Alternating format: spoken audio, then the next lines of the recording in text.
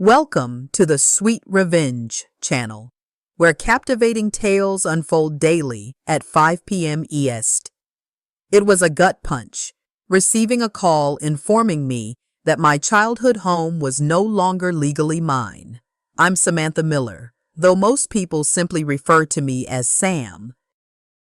At the age of 30, I found myself staring at my phone, utterly astonished. Our family lawyer, Mr. Henderson, conveyed the news that, as per county records, I was no longer a co-owner of the colonial-style house my parents bequeathed to my brother Ethan and me following their passing last year. The home where I took my first steps, where my mom taught me to bake her famous chocolate chip cookies in the kitchen adorned with turquoise tiles, where my dad built us a treehouse, a battleground for Ethan and me until we reached a truce of alternating days. That house held a significance beyond mere property for me.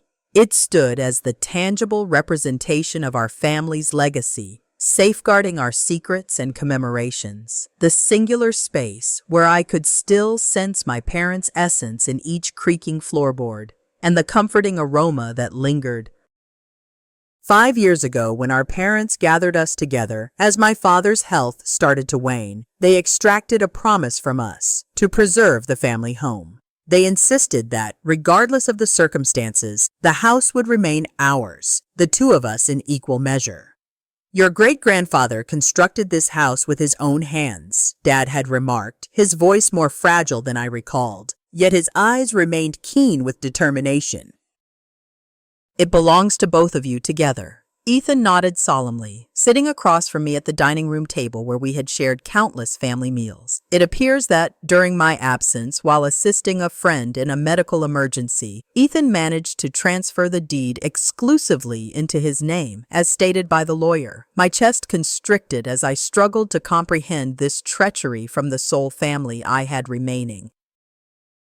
The very brother who grasped my hand during the sorrowful farewells of our parents was now scheming to snatch my inheritance away from me. The brother who once vowed that we would always protect one another had now deemed me unworthy of the legacy we shared.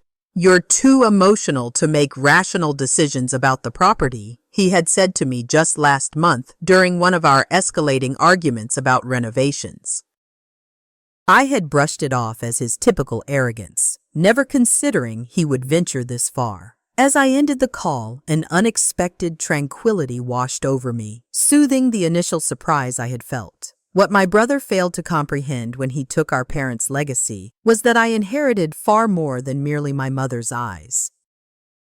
Her quiet determination has become a part of me as well. I have consistently embodied the gentler spirit among the Miller siblings, dedicating my career to the role of a hospital administrator, where my innate empathy proves invaluable. Ethan frequently remarked that it rendered me too tender for the harsh realities of life. At the age of 38, my brother stands 8 years ahead of me, and never allow me to overlook the power that allegedly accompanied that generational divide. Ethan forged a prosperous path as a real estate developer, transforming properties into lucrative ventures with an apparent detachment from the emotional ties to each one. The colonial-style house on Elm Street, where we were raised, left an indelible mark on us, albeit in distinct manners. Dad embodied the essence of tradition, a kind-hearted man whose beliefs in gender roles were more pronounced than those of Mom. Ethan shall assume the role of the family's patriarch.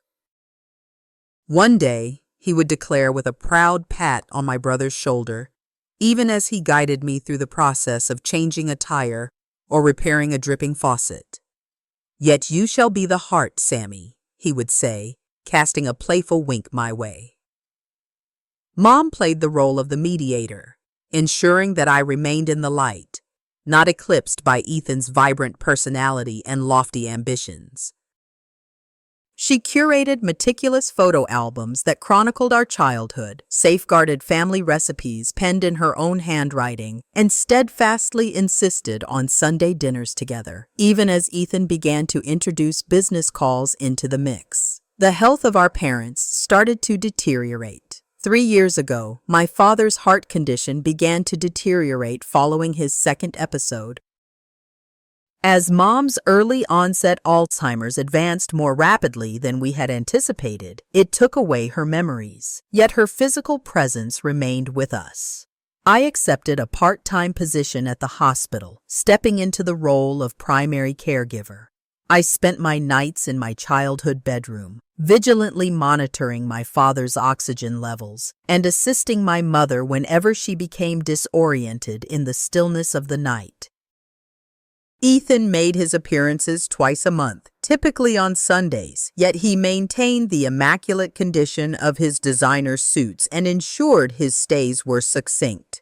"I am managing all the financial matters," he would remind me, as if that contribution held the same weight as the countless hours I dedicated to bathing Mom when she lost her memory of how, or sitting beside Dad during his breathing treatments. It was a moment I should have anticipated, the subtle hints that danced around me like shadows, when Ethan decided to sell our family's cherished vacation cabin in the Adirondacks, all without a word of consultation.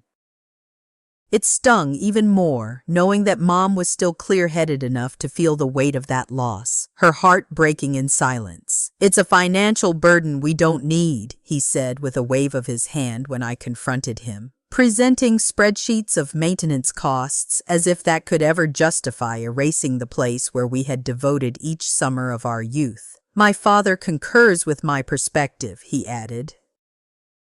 When I approached Dad in private, he appeared perplexed and replied, "Ethan knows best about these matters." I brushed aside the uneasy feeling in my stomach, attributing it to the pressures of caregiving, and convinced myself that, despite our disparities, Ethan and I would ultimately forge a stronger bond through our common inheritance. Even when I caught snippets of his conversation with Mom on one of her clearer days, gently implying that the burden of maintaining the house would be too great for Samantha to shoulder alone, I persuaded myself that he was merely being pragmatic. "You both shall share the house," Mom had insisted, her voice unexpectedly resolute in spite of her condition.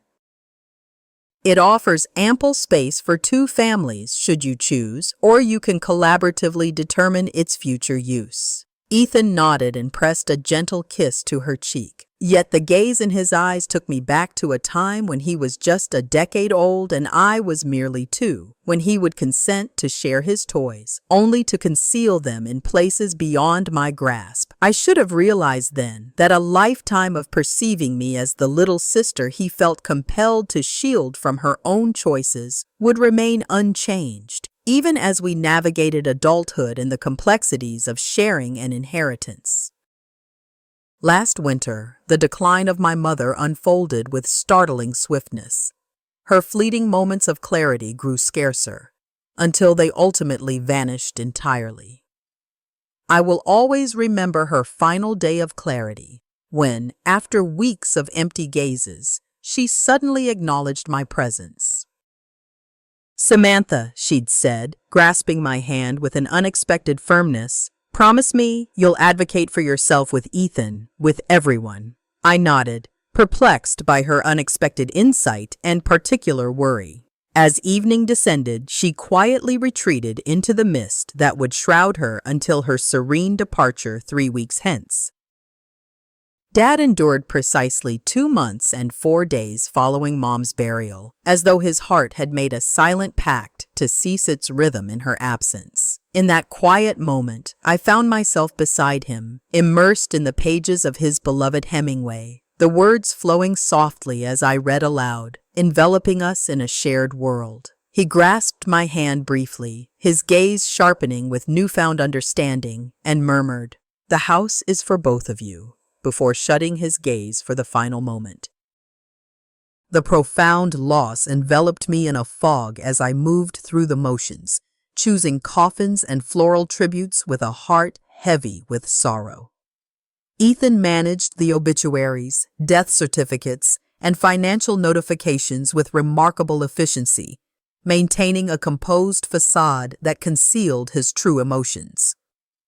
At both funerals, Ethan delivered eloquent, almost business-like eulogies, that left the distant relatives and family friends impressed by his composure, while I grappled with my own.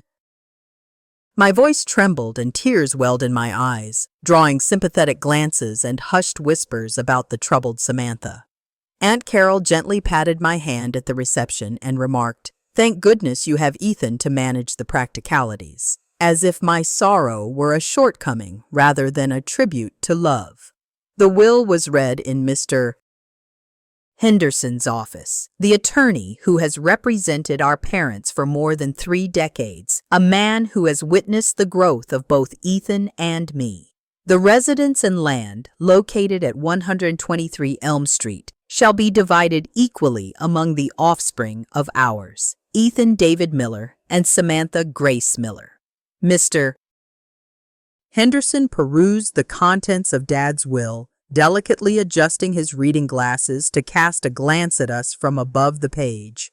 Every financial asset shall be distributed equally among them. A wave of relief enveloped me. All was as they had vowed, just and impartial. Ethan gave a brief nod beside me, already retrieving his phone to glance at messages before Mr. Henderson had completed his thought. "We ought to sell," Ethan declared as soon as we emerged from the attorney's office. "The real estate landscape is strong right now, and that neighborhood could attract developers. We could both walk away with a nice profit." When I expressed my desire to keep the house, at least temporarily, while I processed my grief, Ethan scoffed. "It's a liability for someone like you, Sam. The property taxes alone will consume your savings, not to mention the upkeep for a house of that age." His tone mirrored the one he adopted when explaining why I couldn't have a dog as a child. Patient yet unyielding, as if I were still 8 years old, and he was the all-knowing 16-year-old. I stood firm, and I reminded him that the will specified equal ownership. Yet, I could see in his eyes that this conversation was far from over. A week later, I returned home from grocery shopping to find that Ethan had emptied Mom's closet and donated her clothes without consulting me. "It needed to be done," he said when I confronted him, tears streaming down my face as I clutched the now empty hangers. "You were never going to do it yourself, and we need to start preparing the house for eventual sale." That night marked my first solitude in the vacant house.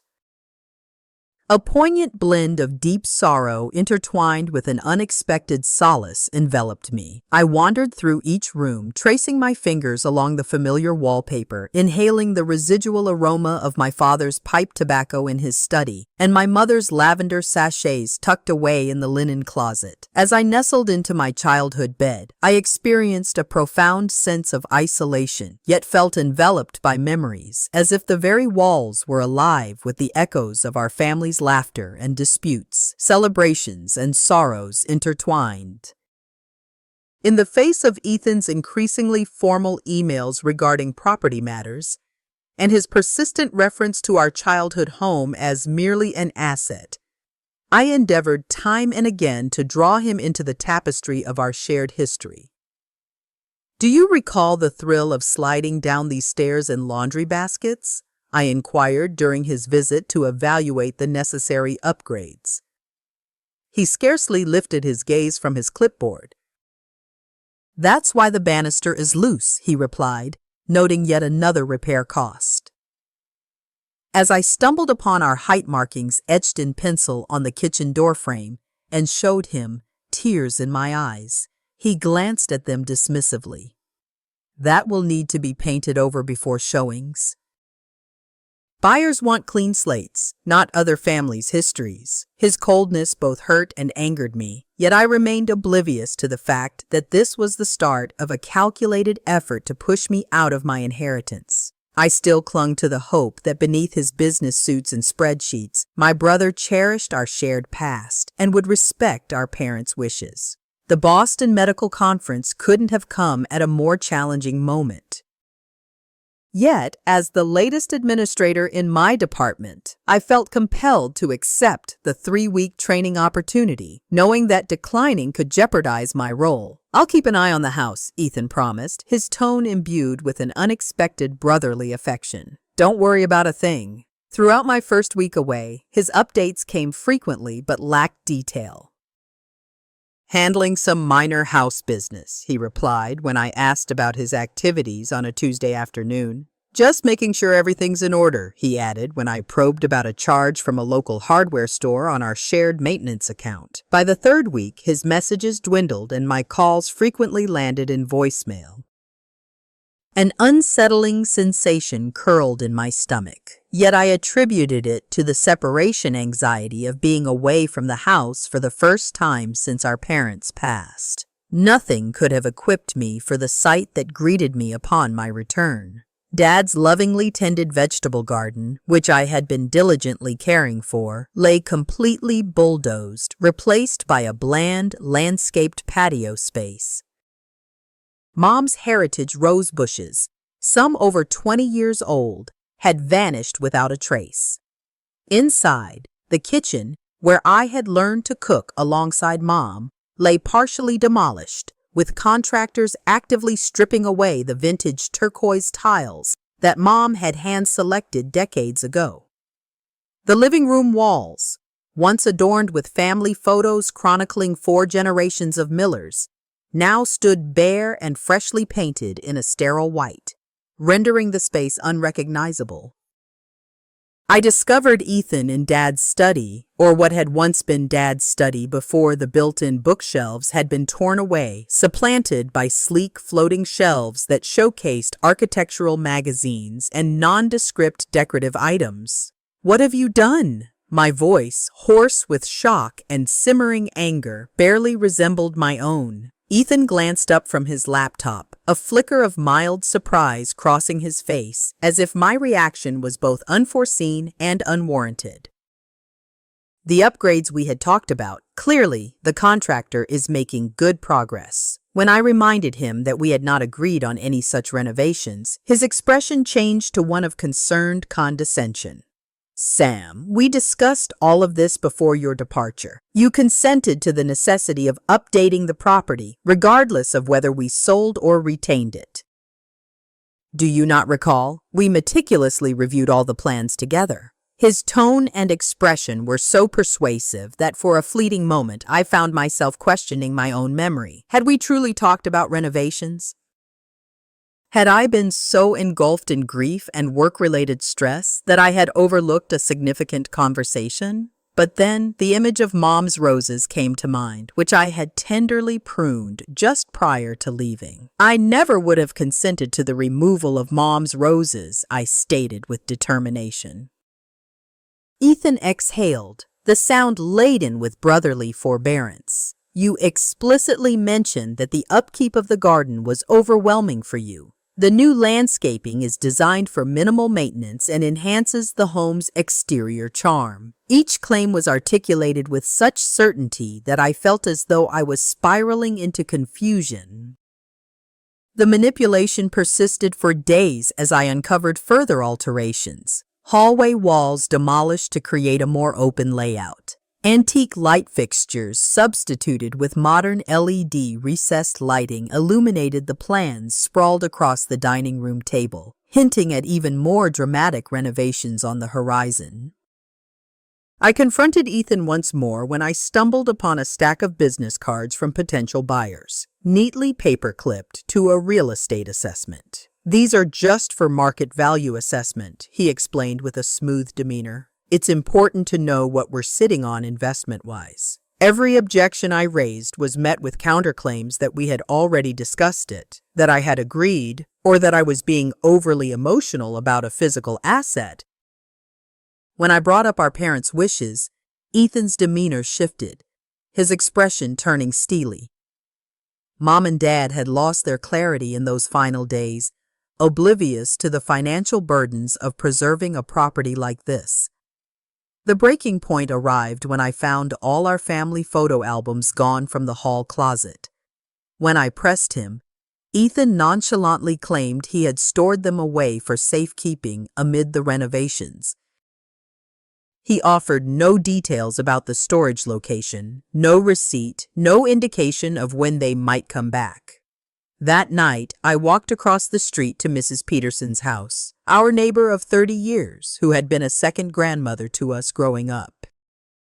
"Your brother brought a real estate development team through last week," she told me over tea, her eyes filled with concern behind her glasses. "He mentioned that the property would soon be available for commercial rezoning, something about buying out his sister's share."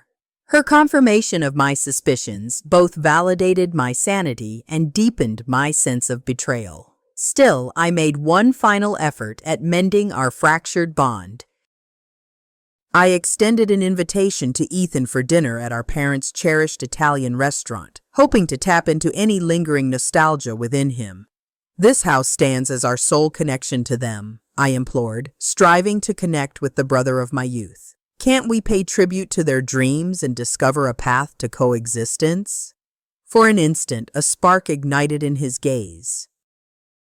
Recognition, maybe. Regret, yet it dissipated as swiftly as it emerged. "The most noble course we can take with their legacy is to fully realize its value," he replied, signaling for the check before I had even completed my meal.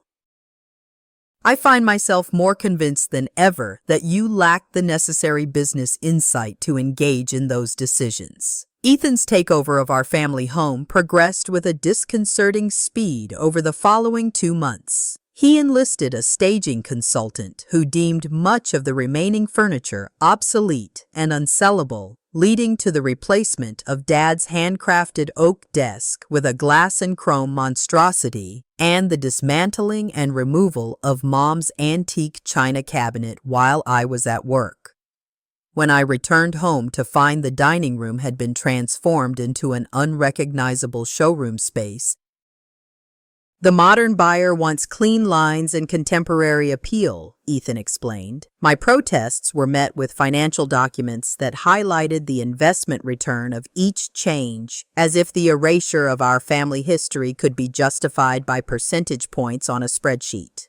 One Tuesday, after my hospital shift, I came home to discover a crew installing an elaborate security system, complete with cameras in common areas and keypad entry on all exterior doors.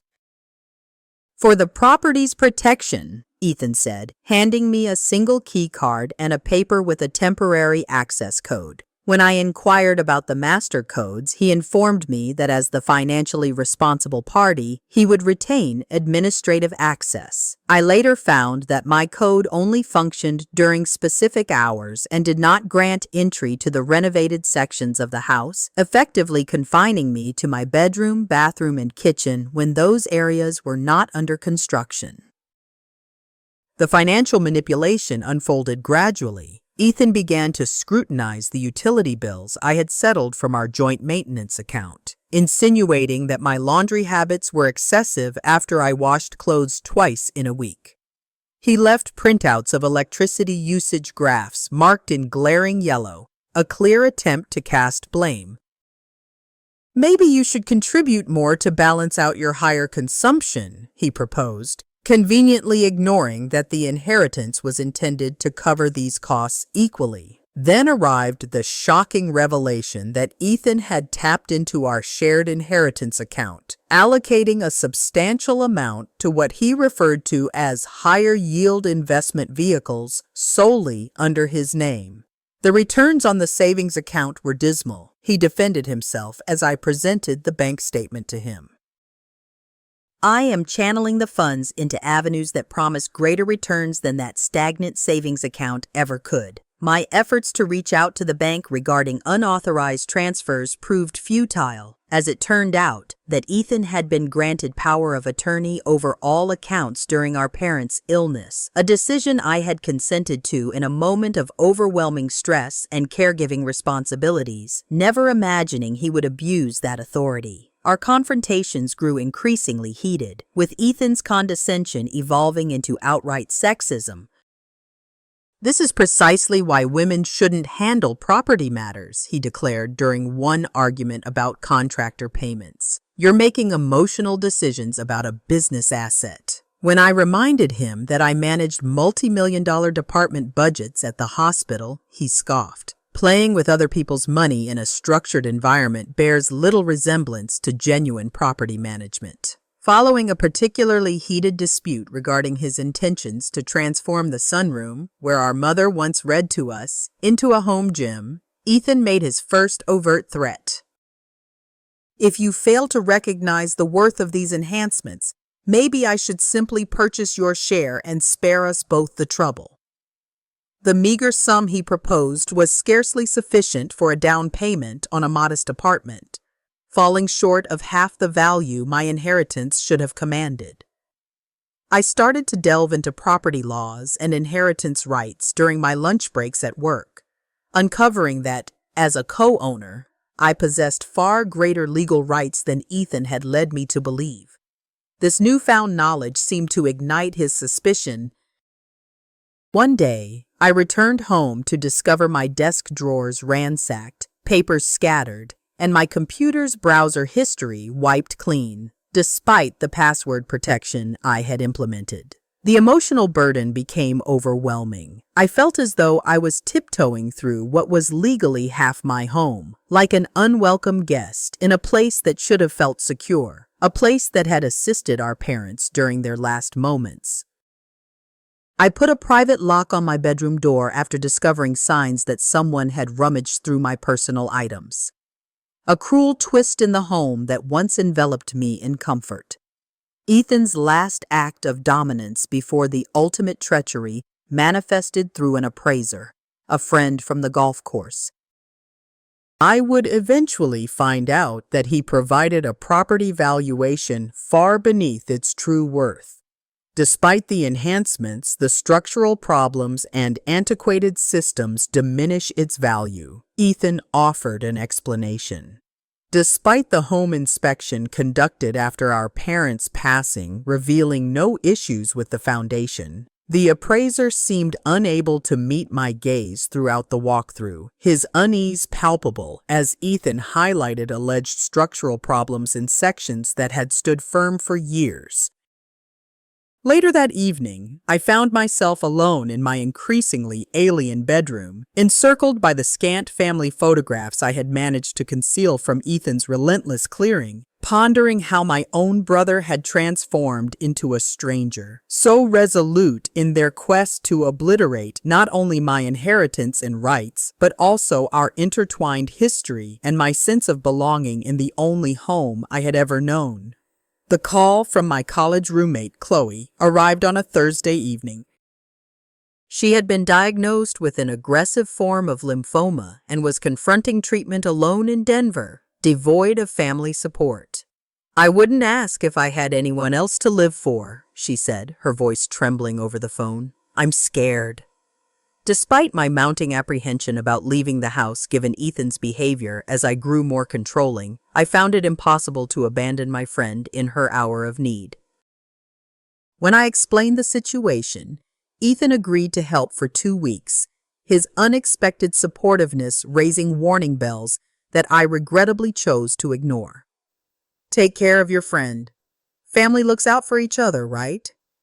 The irony of that statement would only reveal itself later. I left meticulous instructions regarding ongoing renovations, specifying which areas were strictly off limits for changes and which family heirlooms needed to remain untouched. And Ethan nodded with an unusual patience. "I've got it handled, Sam." Trust me, in those initial days in Denver, I found myself calling home every day, checking in on the house and the kitchen renovation I had reluctantly agreed to. Ethan would answer with updates that felt reasonable, even sending photos of the work that matched the approved plans. Yet, as time passed, his responses grew more delayed and increasingly brief. "Swamped with work and house matters. All good here," became his standard reply. By the end of the first week, he ceased answering my calls entirely, replying only to texts hours later with ambiguous reassurances. My anxiety soared, yet with Chloe enduring a particularly harsh round of chemo, I couldn't leave her side during her treatment. The persistent worry morphed into physical pain as I counted down the days until my return flight. My sleep shattered with nightmares of coming home to find the house utterly destroyed. Nothing, however, could have prepared me for the reality that lay ahead. My key no longer fit in the front door, the security keypad emitting a cacophony of beeps, each one more insistent than the last, accompanied by a glaring access denied message. I moved from door to door, each attempt met with the same frustrating outcome, until I finally resorted to the emergency spare key Mrs. Peterson had concealed beneath a false rock in her garden for years. The key slid into the lock with ease, yet it refused to turn. The locks had been completely changed. After a relentless 30 minutes of futile efforts to gain entry into my own home, pounding on doors and repeatedly calling Ethan's cell, I felt the weight of desperation settle in. No answer. I retreated to Mrs. Peterson's porch to regroup. He'd had workers coming and going all week. Her concern was evident as she informed me. A big black SUV had parked in the driveway yesterday. Men in suits. They looked like lawyers to me. I sat there, still trying to decide whether to call a locksmith or the police when Ethan's Mercedes pulled into the driveway. I marched across the street, wheeling my suitcase behind me, fury and fear battling for dominance. Ethan emerged from his car in a tailored business suit, leather briefcase clutched firmly. His expression transformed from astonishment to a measured calm upon noticing my presence. "Samantha, you're back early." We both knew I wasn't. "Why aren't my keys working, Ethan?" I insisted, fighting to maintain my composure. He exhaled heavily, as though managing a troublesome youth, and motioned toward the front door. "Shall we talk inside?" In the entrance hall, transformed beyond recognition by its sleek decor and lack of family photographs, Ethan placed his briefcase on the modern glass console table and extracted a folder of legal documents. "I've made some necessary changes to protect our parents' legacy," he began, his tone rehearsed and devoid of feeling. "I've transferred the deeds solely to my name. It's better this way." The words struck me like physical blows, each one robbing me of breath. "You did what?" I managed to whisper, the room starting to spin around me. Ethan slid the papers across the table, his manicured finger tapping on a signature that resembled mine but wasn't. A forgery, I would later confirm. "Everything is legal and finalized. Your signature from last month and the transfer completed while you were away." When I protested that I had signed no such documents, Ethan's expression hardened into something I had never seen before. Contempt mixed with a twisted sense of righteousness. "You're too dumb to own property, Sam. Dad knew it too. I'm just doing what he would have wanted." The cruelty of his words, the calculated timing of his betrayal while I was helping a sick friend. The realization that my own brother had committed fraud against me. It all culminated in a moment of such profound shock that I physically staggered backward. Ethan continued his rehearsed speech, something about emotional decision-making and protecting the family legacy from poor financial management. But his words became white noise as I struggled to process the magnitude of what he'd done. From his briefcase, he produced an envelope, sliding it across the table with the air of someone being extraordinarily generous. "I stand ready to provide you with compensation for your share. This offer is more than just, especially in light of the significant loans tied to the property."